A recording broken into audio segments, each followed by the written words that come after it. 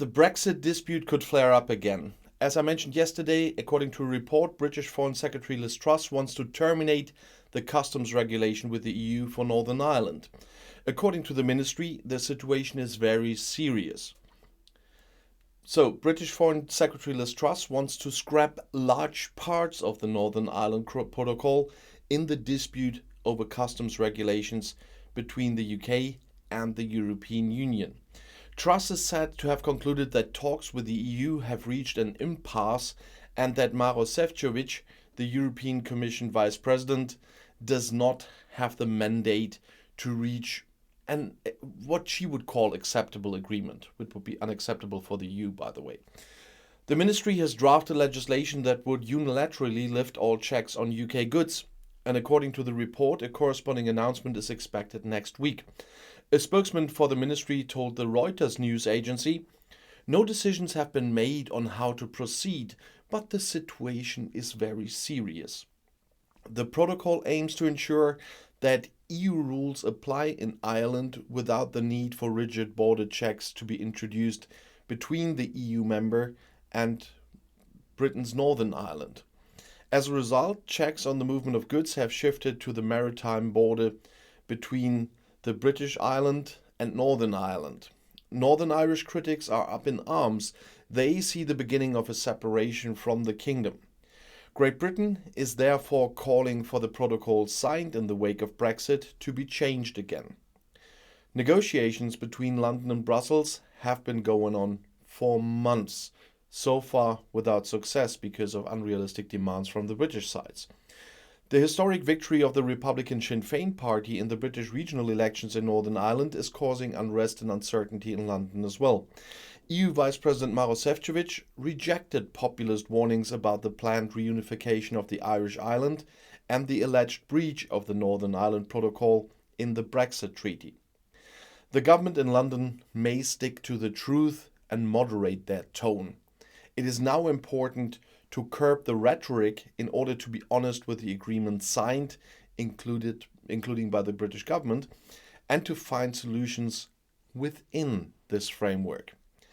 A renegotiation of the Northern Ireland Protocol, which regulates, among other things, customs and trade between the British region in the north of the island and the EU member island in the south, is not up for negotiation. And Šefčovič said, "The EU has already shown a lot of flexibility by proposing effective and lasting solutions, and we are ready to continue the talks." As early as the end of 2021, EU Representative Šefčovič warned the British government against unilateral termination. If the British government went down this path, it would be an enormous setback for our relations.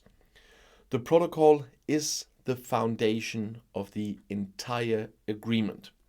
And Šefčovič said, "I don't even want to imagine the consequences for the fragile peace on the Irish island. All of this would have serious consequences for EU-London relations." According to the Irish Prime Minister Taoiseach Micheál Martin, this flexibility demonstrated by Brussels was not reciprocated in London. According to the British Guardian, Martin hopes that the British government is still interested in a reasonable solution, as he puts it. In any case, the colleagues in Dublin would be happy to help. Politics in this matter are more problematic than solving the actual trade issues in connection with the protocol, he said. Slovakian EU Commissioner Šefčovič and British Foreign Minister Liz Truss paused their talks during the regional election campaign. They are now to be continued and intensified. Šefčovič is responsible for the implementation of the Brexit Treaty elements on behalf of the EU Commission.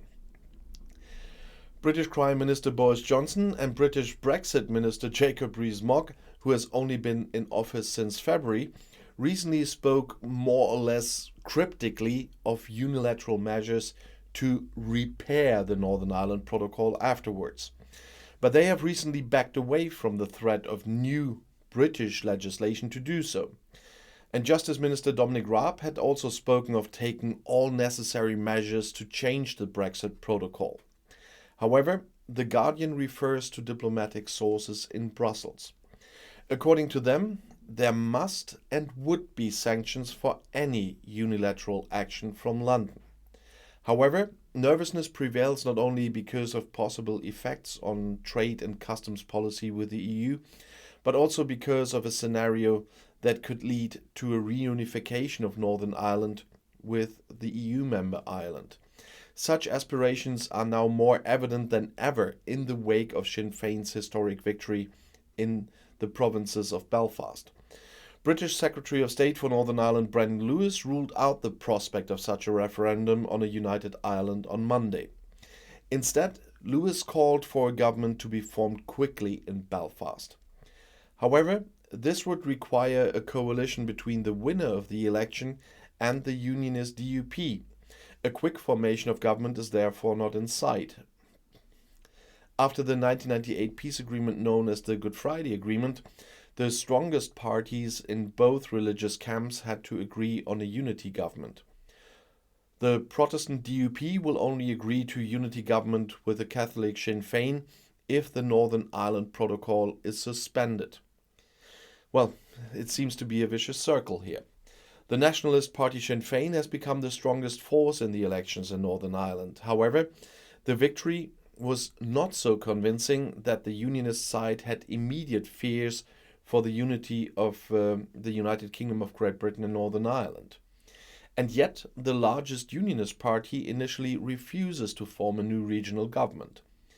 The Democratic Unionists, the DUP, would have to nominate a candidate for the post of Deputy First Minister.